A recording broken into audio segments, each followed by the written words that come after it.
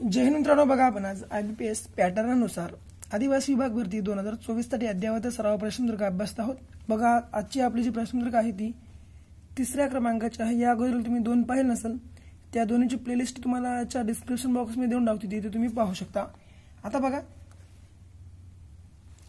महत्त्वाचं म्हणजे तुम्ही आपल्या चॅनलवर नवीन असाल नक्कीच आपल्या चॅनलला सबस्क्राइब करून घ्या आणि यासोबतच एक महत्त्वाची गोष्ट म्हणजे आपलं जर तुम्ही आतापर्यंत टेलिग्राम चॅनल जॉइन केलं नसेल नक्कीच जॉइन करून घ्या। तुम्हाला टेलिग्रामची सुद्धा लिंक जी आहे आपल्या बायो मध्ये देऊन टाकतो। आता बघा पहिला प्रश्न काय आहे, शेवटपर्यंत राहता आदिवासी विभागाची काय आहे। बघा आदिवासी विकास विभागाची स्थापना खालीलपैकी कोणत्या वर्षी झाली। तर बघा शक्यतो होईल तेवढं जे आहे लवकर तुम्ही या आपल्या प्रश्नांचे योग्य उत्तर जे आहेत कमेंट मध्ये कळवण्याचा प्रयत्न करत चला। बघा आता प्रश्न बघत चला, सोपे एकदम चांगले प्रश्न आहेत।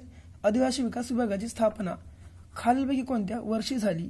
तर बघा आदिवासी जे विकास आहे या विकास विभागाची स्थापना ही कधी झाली तर 22 एप्रिल 1983 या जे रोज आहे 22 एप्रिल 1983 या दिवशी झाली होती। लक्षामध्ये तुम्हाला ठेवायचं आहे। पुढे बघा महाराष्ट्रातील आदिवासी विकास विभागाचे मुख्यालय कोणत्या ठिकाणी आहे। तर बघा खूप वेळा जो आहे हा प्रश्न विचारला जातो परीक्षेमध्ये, त्यामुळे बघा आताच तुम्ही लक्षामध्ये ठेवून घ्या, नाहीतर वही पेन घ्या आणि सर्व काय आहे जे लिहून घ्या। आता बघा तर आपल्या महाराष्ट्रातील आदिवासी विकास विभागाचे मुख्यालय कोणत्या ठिकाणी आहे तर लक्षात घ्या मुंबई या ठिकाणी आहे, एवढं लक्षात असू द्या। आणि मुंबई तर मुंबई जर बद्दल थोडीशी माहिती बदली तर बघा मुंबई हे 7 बेटांचे शहर आहे, हे तुम्हाला लक्षामध्ये ठेवायचं आहे। यासोबतच आपल्या महाराष्ट्राची आर्थिक राजधानी हे सुद्धा तुम्हाला लक्षामध्ये ठेवायचं आहे। आणि बघा जळगाव हा जो आहे हा आहे आपल्या केळींचा जिल्हा, केळी या पिकासाठी हा जिल्हा जो आहे प्रसिद्ध आहे। नागपूर हा संत्री या जिल्ह्यासाठी जे आहे प्रसिद्ध आहे। तर अहमदनगर हा आपल्या महाराष्ट्रातील 2011च्या जनगणनेप्रमाणे क्षेत्रफळाने सर्वात मोठे शहर किंवा मोठा जिल्हा आहे, आपण याला म्हणू शकतो, तुम्हाला लक्षामध्ये ठेवायचं आहे। पुढे बघा आता तिसरा प्रश्न, भिल्ल जमाती महाराष्ट्रातील कोणत्या भागात प्रामुख्याने आढळतात। आता बघा खूपच महत्त्वाचा प्रश्न आहे आपल्या परीक्षेसाठी। तर काय आहे बघा प्रश्न, भिल्ल जमाती महाराष्ट्रातील कोणत्या भागात प्रामुख्याने आढळतात। लवकरात लवकर जे आहे तुमचे उत्तर कमेंटमध्ये कळवण्याचा प्रयत्न करत चला। आता बघा भिल्लची जमात आहे ही जमात आपल्या महाराष्ट्रातील खास करून जी आहे ती प्रामुख्याने पश्चिम महाराष्ट्र या भागामध्ये आढळणारी जमात आहे, तुम्हाला लक्षामध्ये ठेवायचं आहे। छोट्या छोट्या गोष्टी ज्या आहेत तुम्ही लक्षामध्ये ठेवत चला। पुढे मुंडा ही आदिवासी जमात खालीलपैकी कोणत्या राज्यात आढळते। तर बघा मुंडा ही जी आदिवासी जमात आहे ही खालीलपैकी कोणत्या राज्यामध्ये आढळत असते। तर लक्षामध्ये घ्या मुंडा ही आदिवासी जमात झारखंड या राज्यामध्ये आढळते, तुम्हाला लक्षामध्ये ठेवायचं आहे झारखंड।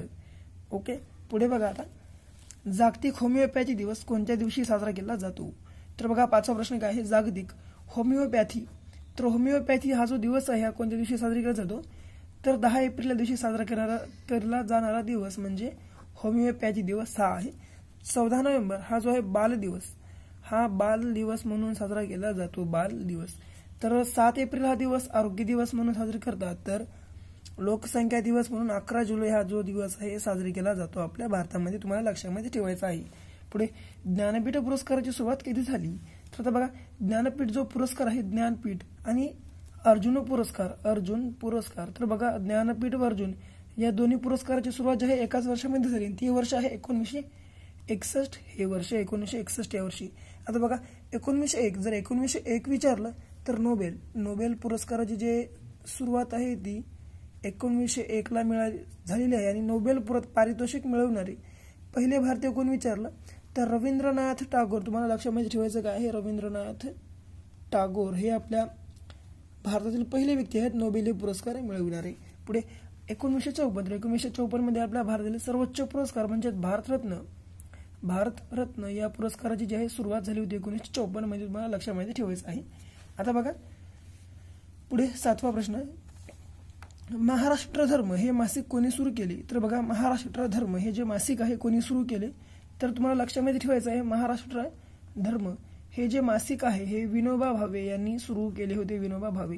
आणि बघा विनोबा भावे हे आपल्या महाराष्ट्रातील पहिले सत्याग्रही आहेत, वैयक्तिक सत्याग्रही तुम्हाला लक्षामध्ये ठेवायचं आहे। पंडित नेहरू हे आपल्या भारतातील पहिले पंतप्रधान आहेत, पंतप्रधान तुम्हाला लक्षामध्ये ठेवायचं आहे, पंतप्रधान. आणि डॉक्टर राजेंद्र प्रसाद हे आपल्या भारताचे पहिले राष्ट्रपती. आतापर्यंत बघा जास्त काळापर्यंत जे हे आपल्या राष्ट्रपती पदावर राहणारे व्यक्ती विचारलं तर ते व्यक्ती सुद्धा काय आहे, ते डॉक्टर राजेंद्र प्रसाद तुम्हाला लक्षामध्ये ठेवायचं आहे. पुढे बघा आता 8वा प्रश्न काय आहे, भारताने डॅश डॅश साली आपल्या अर्थव्यवस्थेचे जागतिकीकरण केले. तर बघा भारताने जे आहे डॅश डॅश साली आपल्या अर्थव्यवस्थेचे जागतिकीकरण केले. तर कोणत्या साली केले होते तुम्हाला लक्षात ठेवायचं आहे, 1991 या साली जे आपल्या भारताने आपल्या अर्थव्यवस्थेचे जागतिकीकरण केले होते, तुम्हाला लक्षामध्ये ठेवायचं आहे. पुढे पितळ हा धातू कशापासून बनलेला असतो. तर बघा महत्वाचा प्रश्न आहे हा.